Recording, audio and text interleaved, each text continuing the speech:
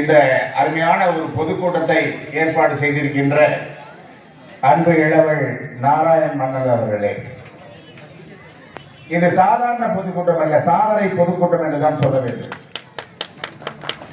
ஏன்னா ஏற்கனவே நம்மளை நிறுத்திக் கொண்டிருக்கின்ற குரல் வலையை இந்த அரசு திட்டமிட்டு அறுத்துக் கொண்டிருக்கின்றது என்று சொன்னால் அது உண்மையா இல்லையா? உங்களத்தை கேட்கிற உண்மையா இல்லையா? இது நம்மளுக்கான அரசா? நம்மளுக்கான அரசா இல்ல. யாருடைய அரசு? யாருடைய அரசு?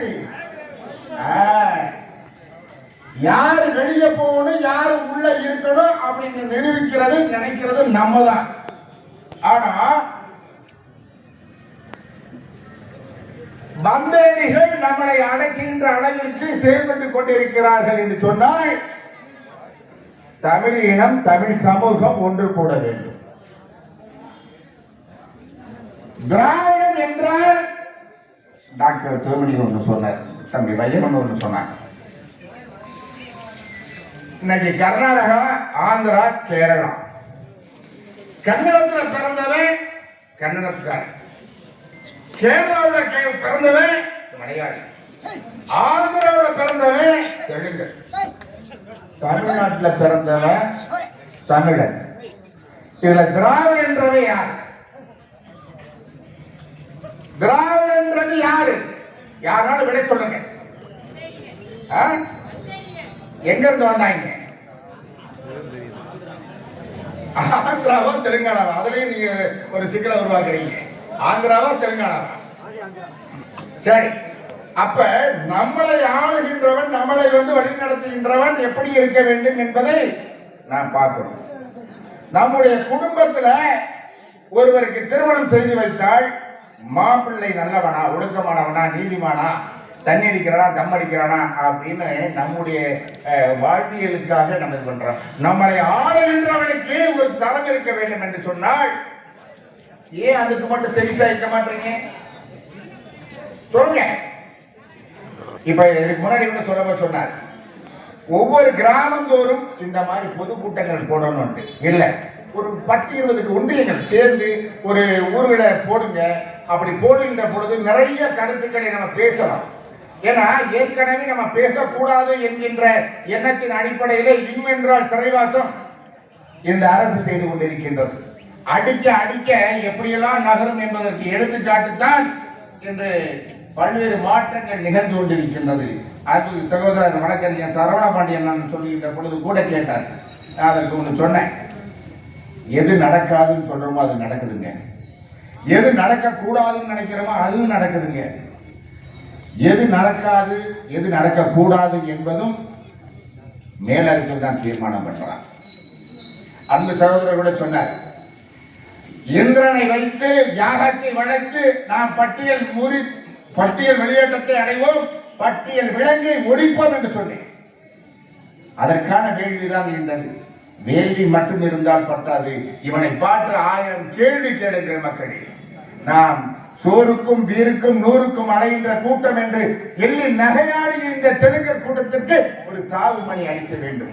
நாம் வாழ வேண்டும் என்று சொன்னால் நாம் ஆள வேண்டும். சும்மா பகட்டுத்தனமா நானும் ஒரு அமைப்பு, நானும் ஒரு தலைவன், நானும் ஒரு இது வாய்ப்பே இல்லை.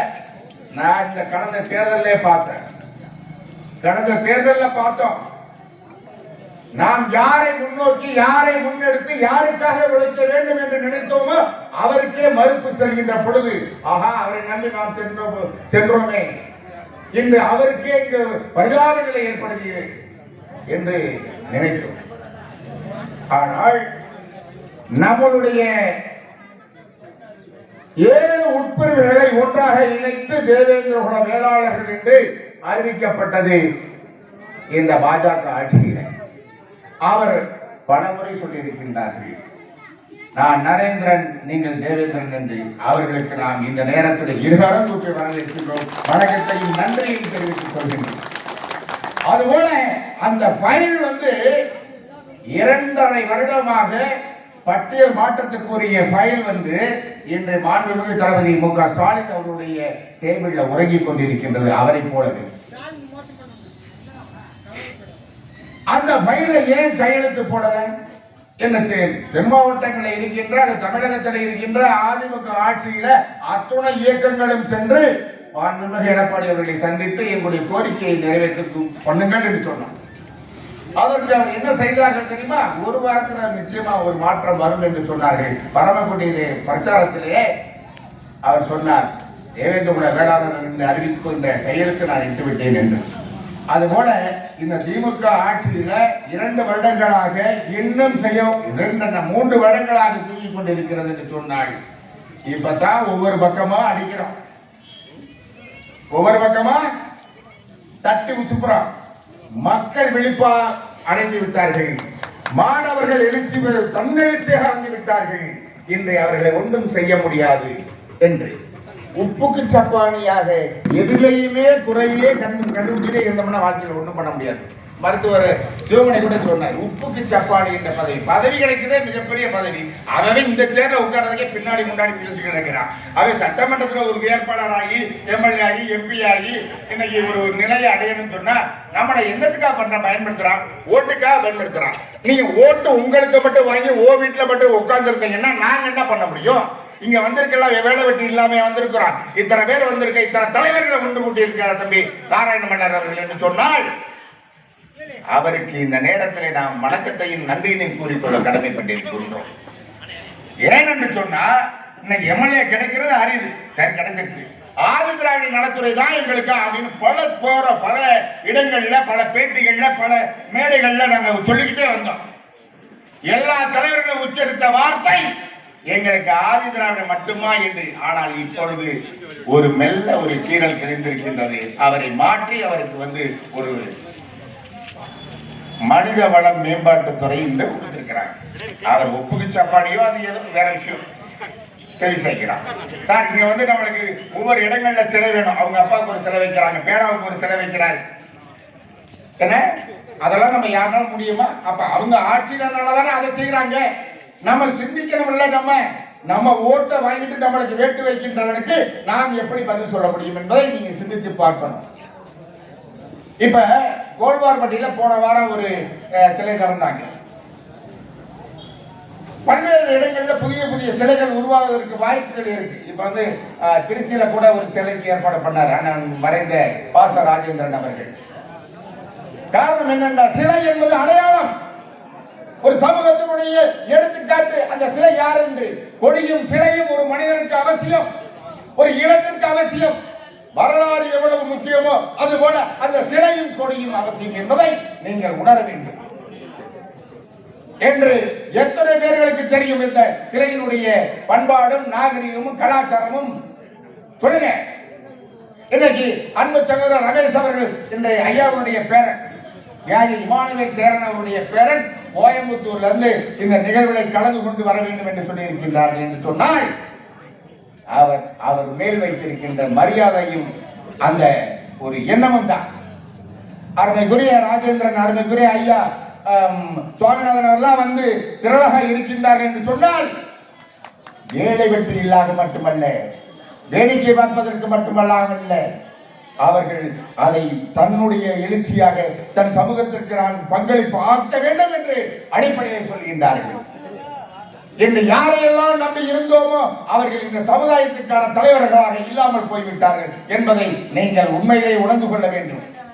இன்று எங்க பார்த்தாலும் பார்த்தோம்னாக்க இன்னைக்கு எனக்கு தெரிகிற அருமைக்குரிய ராஜை ஜெயக்குமார் அண்ணன் அடி மிஞ்சினா அதான் சொல்லுவேன். அண்ணன் நீங்க அடிப்பீங்க, நாங்க சட்ட போராட்டம் நாங்க பண்ணிக்கிறோம் அப்படின்னு சொல்றதுக்கு காரணம் ஒரு எழுச்சியாக தலைவராக வந்து கொண்டிருக்கிறார் என்று சொன்னால் நியாயத்திற்காக போராடுகின்றார்கள். காவல்துறை அதிகாரிகளே நன்றாக சிந்தித்து பார்க்க வேண்டும். நீங்கள் உங்களுக்கு நான் எச்சரிக்கையாக சொல்கின்றேன், ஒவ்வொரு இடத்திலையும் உண்மையிலே நல்ல அதிகாரி தான். இப்ப நான் கூட்டம் சொன்னேன், அதை எஸ்ஐ கும்பவாடினேன்.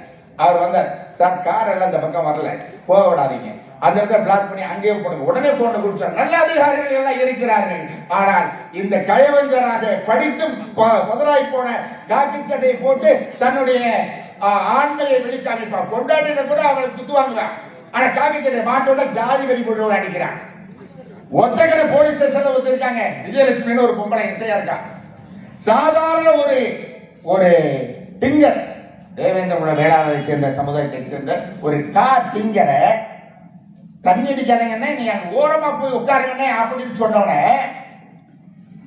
டேய் கொல்லப்பேர பாத்துக்கிறான்டா அப்படின்னு போய் தண்ணியை போட்டுட்டு வந்து அவன் அடிக்க முடியல. அவன் வந்துட்டான்.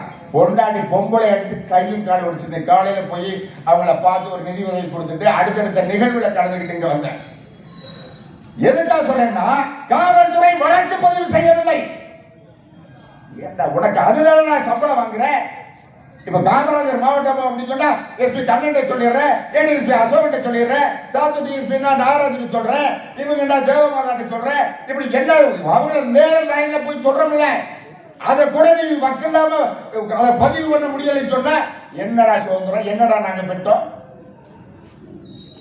நாங்க சேத்துல கை வச்சா தானே நீ சோத்துல கை வைக்க முடியும். மடப்பையில ஏறும் போரும் எம் குலத்தொகை அரசியல் அதிகாரம் நாங்கள் பெற்றுவிட்டால் உங்களை அரவணைப்போம், அடிக்க மாட்டோம்.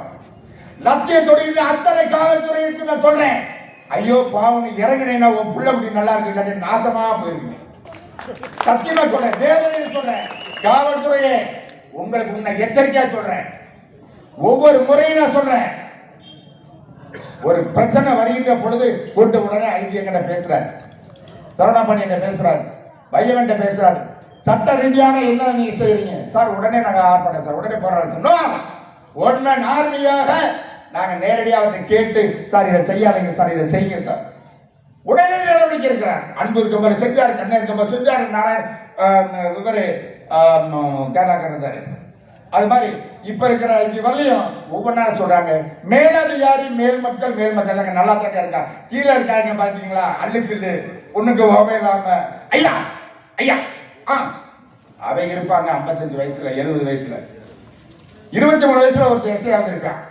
அவனுக்கு ஐயா பையன் அவன் பொண்டாட்டி பார்த்தா அவனுக்கு செருப்பா இருப்பான். அந்த உத்தியோகம் தேவையான பாதி பேர் வாழ கொடுத்துட்டான். வேலை பார்க்க முடியல சார், வேலை பார்க்க முடியல. காரணம் என்னன்னு சொன்னா, இன்னைக்கு பாருங்க எங்க நேர்மையான ஒரு சிஓக்கு இருக்காரு லோகநாதன். காவல்துறை சொல்லுதுங்க, காவல்துறை சொல்லுது சார் உண்மையிலேயே எங்களால் வேலை பார்க்க முடியும் சார். திடீர்னு வர்றாரு, திடீர்னு அது என்ன செய்யறேன்னு கேட்கிறாரு. அப்ப பதில் சொல்ல முடியல, அப்ப ஒழுங்கா வேலை பார்க்க ஆரம்பிக்கிறாங்க. அது மாதிரி எல்லா இடங்களிலும் காவல்துறை மட்டுமல்ல, மக்களோட மக்களாக நீங்களும் எங்களுக்கு காவல் காங்க. அதைத்தான் உங்ககிட்ட கேட்டுக்கிறோம்.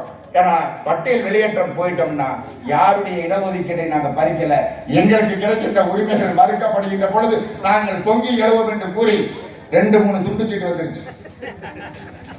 நான் சட்டமன்றத்துக்கு போன மாதிரி அவருக்கு வெள்ளை அடிச்சா கூட இது பண்ணவே மாட்டேன். ஏன்னா அதுதான் என்னுடைய இது. எங்களுக்கு அதெல்லாம் 5 வருஷம், இது நிரந்தரம். எத்தனை வருஷம் பண்ணாலும் பேசிக்கிட்டு தான் இருப்போம். என் சமுதாயம் விழிப்படை வரை, என் சமூகம் அரியணை ஏறும் வரை, என் சமூகம் நாங்கள் தேவேந்திர வேளாளர்கள் இந்திரன் வழியிலே வந்தவர்கள் 6 தலைமுறையாக நாங்கள் இருந்தோம் என்று வரலாறு தெரியும். நாங்கள் வரலாறு பேசவில்லை. எங்களை ஏண்டா பட்டியலில் வச்சிருக்க 36க்கு முன்னால நாங்க பிசில இருந்தோம்ல, எங்களை கொண்டு போய் ஏன் திரிச்சுங்க? உன்னை இருக்கிறத புடுங்கினா எப்படி கோபம் வர, அந்த கோபம் வருமா எங்களுக்கு இல்லையா? அதை நீங்க உணரணுமா இல்லையா? இதைத்தாயா கேட்கிறாங்க. பரலோகத்தில் இருக்கின்ற பரமபிதாவே எங்களை ரட்சிப்பாயாக, இந்திரனே எங்களை காப்பாற்றுவாங்க, அல்லாவே உங்களிடம் நாங்கள் கோரிக்கை விடுகின்றோம். என் இடம் ஏன் கேட்டா எம் 3 மதத்திலே என் இன சொந்தங்கள் இருக்கின்றார்கள், அவர்களுக்காக நாங்கள் பிரார்த்திக்கின்றோம், மன்றாடுகின்றோம், வேண்டுகிறோம் என்று கூறி நல்ல வாய்ப்பு. இதுக்கு மேல பேசினா மைக் ஆஃப் பண்ணிவிடுவாங்க. ஏன்னா நிறைய ஹிண்ட்ஸ் வச்சிருந்தேன்.